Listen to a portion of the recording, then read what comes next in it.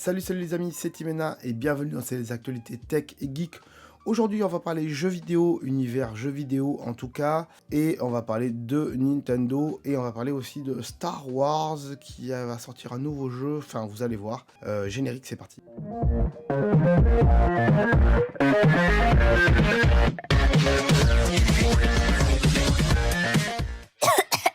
Donc de quoi on va parler aujourd'hui les amis? Alors premier sujet, on va parler de Nintendo qui rentre tous les jeux du top 30 japonais. Comment ça? Comment ça, ils rentrent tous les jeux? Eh bien, il faut savoir qu'aux États-Unis et en Europe, vous le savez, on parle beaucoup plus de Sony et de Xbox, de PlayStation et de Xbox, et que on parle moins de Nintendo, même si Nintendo fait de très bonnes ventes en Europe et aux États-Unis. Mais c'est vrai que sur la terre natale de Nintendo, c'est-à-dire le Japon, hein, d'ailleurs le Japon c'est aussi la terre natale de PlayStation, mais voilà, Nintendo est quand même plus ancré au Japon puisque c'est eux les pionniers, les premiers à faire du jeu vidéo au Japon, enfin peut-être pas les premiers, mais les premiers à démocratiser le jeu vidéo, en tout cas au Japon, avec les Game Boy et toutes les autres consoles qu'on a eu avant. Il y a eu un top 30 qui est fait tous les mois par je ne sais plus quel magazine japonais, un top 30 des jeux vidéo les plus vendus au Japon, et dans ce top 30, les 30 jeux du top 30, c'est des jeux Nintendo, et des jeux Nintendo Switch en plus. En même temps, c'est normal, hein, des DS, des 3DS, ils en vendent plus trop, ils en fabriquent plus. Tout le monde a une Switch au Japon, voilà, ça veut dire beaucoup. Alors, ce qui est intéressant dans la console de Nintendo, c'est qu'au Japon, comme c'est des petites maisons, voilà, c'est une console qui est très petite. Elle peut être portable et elle peut être transportable, enfin, on a compris, à la maison et en mobilité. Ça veut rien dire portable et transportable, c'est la même chose. Bref. Et donc ce record quand même des 30 jeux qui sont dans le top 30, c'est un record qu'ils n'avaient pas fait depuis 1988. Alors il faut savoir qu'à l'époque, en 1988, il n'y avait pas PlayStation, il n'y avait pas Xbox, il y avait d'autres marques de consoles, mais quand même les plus ancrés et les plus en avant et les premiers, c'était Nintendo déjà à l'époque. C'est une belle performance. 30 ans après, le top 30, c'est eux, voilà, ça serait bien qu'ils démocratisent un peu ça aussi en Europe et aux États-Unis. Je m'explique. C'est vrai que Nintendo, par le passé, avec les GameCube et les Wii, il n'y avait pas les mêmes jeux que chez PlayStation et Xbox. Déjà, de par le graphisme et la puissance, mais aussi parce que Nintendo avait une politique de dire les jeux violents, on n'en veut pas trop sur notre plateforme, nous, nos consoles, elles sont faites pour les enfants. Enfin, du moins, les enfants, les ados et tout ça, ils n'en veulent pas trop de jeux violents. Donc ils avaient un peu délaissé tout ça.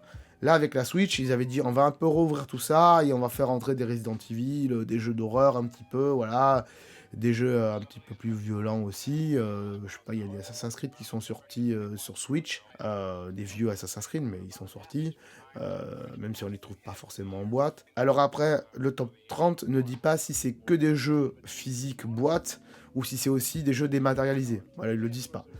Et est-ce que dans ce top 30, les jeux dématérialisés, ils les comptent comme des jeux Nintendo? Parce que dans ce cas-là, c'est pas des jeux Nintendo. Je suis désolé, mais tous les jeux indés qui sont téléchargeables, c'est pas forcément que des jeux du studio Nintendo. Donc, est-ce que c'est que des jeux qui tournent sur Switch? C'est possible. Mais de chez Nintendo, du studio de chez Nintendo, ça nous le dit pas. Mais bon, pourquoi pas. Donc c'est bien ce qu'ils ont fait avec la Switch parce que voilà, ça démocratise un peu tous les jeux indés, téléchargeables et tout ça. Il y a même des vieux jeux Neo Geo. Moi je sais que Metal Slug, vous le savez si vous suivez la chaîne, je les ai tous achetés sur Switch alors que je les ai déjà sur Wii, sur Wii.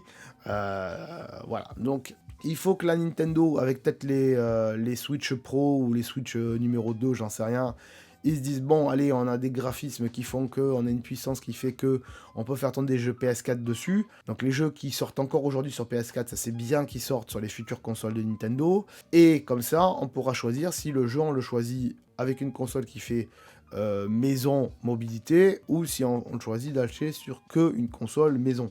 Alors voilà, moi j'ai deux consoles à la maison, enfin j'ai plusieurs consoles, mais j'ai PlayStation d'un côté et Nintendo de l'autre. Et quand j'achète un jeu et qu'il est sur les deux plateformes, c'est très très rare, on est d'accord, mais je préfère par exemple Little Nightmare, il est sur toutes les plateformes, bah, je l'achète sur Switch. Pourquoi? Bah, parce que au moins je peux y jouer en mobilité, alors que sur PlayStation, je peux y jouer que dans mon salon. Donc voilà, c'est la force de Nintendo sur ce coup-là, donc il va falloir qu'ils s'améliorent pour grandir encore un peu plus, mais c'est pas vraiment leur politique aujourd'hui, c'est un petit peu dommage. Bref, on passe à la deuxième news, c'est parti transition.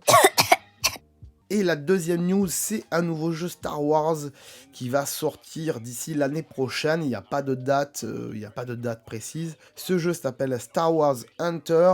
Et vous allez voir la cinématique, elle est folle. C'est un free-to-play, un peu comme Fortnite. Même si j'aime pas Fortnite parce que je suis pas de la génération de Fortnite. J'avais testé une fois, mais j'ai pas trouvé ça ouf. Là, ça peut me hyper, ça peut m'intéresser, surtout en sachant que c'est un free-to-play, donc c'est un jeu gratuit. On verra après les choses qu'on peut acheter ou pas à l'intérieur. On va pouvoir choisir son personnage, c'est-à-dire, je regarde le trailer en même temps. Si vous voyez que je regarde en haut, c'est parce que je regarde le trailer en même temps. On va pouvoir choisir d'être un Jedi, un Sith, un bandit, voilà, un robot aussi. On peut être un robot visiblement. On peut être un Wookiee. On peut être plein de choses dans ce jeu. Donc ça va être très intéressant. Et ça sera des combats en arène, visiblement. Vous le verrez à la fin du trailer. Il y a différentes petites arènes et on va pouvoir se combattre, voilà, à, je sais pas, peut-être 4 contre 4 ou je sais pas, 6 contre 6. Je sais pas du tout combien contre combien, mais bon voilà. Vous le voyez, c'est le cas là dans le trailer. On peut être un Stormtrooper aussi.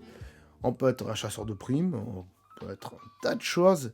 Donc c'est énormissime. À voir ce que ça va donner par la suite. Mais là déjà, ça a l'air vachement bien. Vous voyez les différentes arènes là, il y a 3-4 arènes. Puis un truc au-dessus, avec un magnifique coucher de soleil.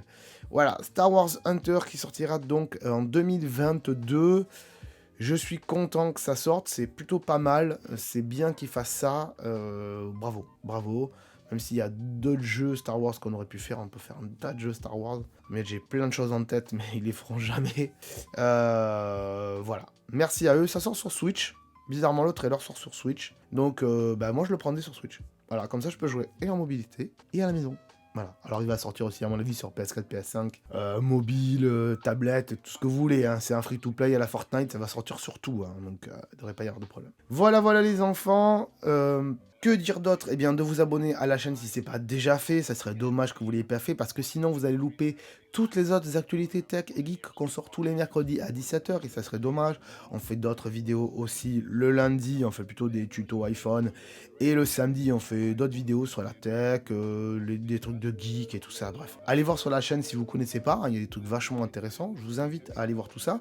D'ailleurs en suggestion à la fin de cette vidéo, comme dans toutes les vidéos d'actualité tech et geek, il y a une playlist qui s'appelle les meilleurs cours, voilà, elle sera ici, voilà. Il y a une playlist qui s'appelle les meilleurs cours où il y a les meilleures vidéos, enfin, ce que moi j'estime être les meilleures vidéos de la chaîne, c'est pas forcément les vidéos les plus regardées, sachez-le, mais selon moi, c'est les meilleures vidéos avec les meilleurs sujets. Les vidéos les plus vues, c'est des vidéos tuto, bien sûr, mais ça, c'est autre chose. Bref, abonnez-vous à la chaîne, partagez cette vidéo sur les réseaux sociaux à vos amis, à votre famille qui aiment les trucs de geek. Et nous, on se retrouve très bientôt pour une nouvelle vidéo. Ciao, bye bye. Ah, attends, avant de partir, j'allais oublier. Tu peux aussi me suivre sur les réseaux sociaux. Ils sont là, voilà, si ça t'intéresse, bien sûr. Tu peux aussi t'abonner à la chaîne en cliquant sur le logo ici. Voilà, là, maintenant, il s'affiche. Comme ça, tu pourras voir toutes les vidéos qu'on a fait sur la chaîne. Et en plus, c'est gratuit, c'est pas comme Netflix. Tu peux aussi regarder les vidéos que je te propose maintenant. Voilà, elles sont là, hein, elles sont bien. Et en plus, je pense qu'elles peuvent fortement t'intéresser. Donc voilà, n'hésite pas, clique dessus. En tout cas, je te remercie de t'être abonné et je te dis à très bientôt.